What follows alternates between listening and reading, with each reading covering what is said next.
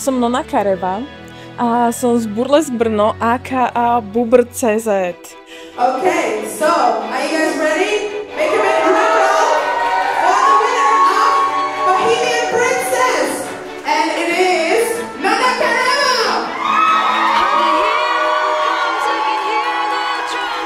Cítim sa naozaj veľmi prekvapená, vôbec som to nečakala.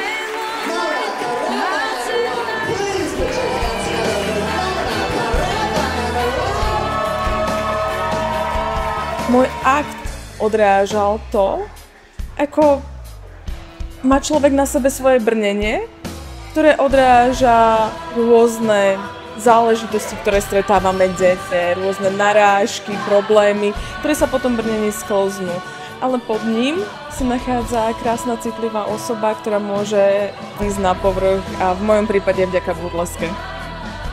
Naozaj to zralo veľmi dlho a práve ten stredoveký námet tej kráľovnej, možno pôvodne kráľovnej Artuš ma priviedol až k tejto myšlienke. Môj kostým vznikal takmer 2 roky. Podielali sa na ňom niekoľkí umelci z Ukrajiny, Slovenska aj Česka. Milí burlesk performeri a performerky, nebojte sa poslať prihlášku na ďalší festival a prísť do Prahy na ročník 2024, pretože to môžete byť práve vy, kto tu budete stáť a budete mať korúnku na hlave a vôbec to budete veriť.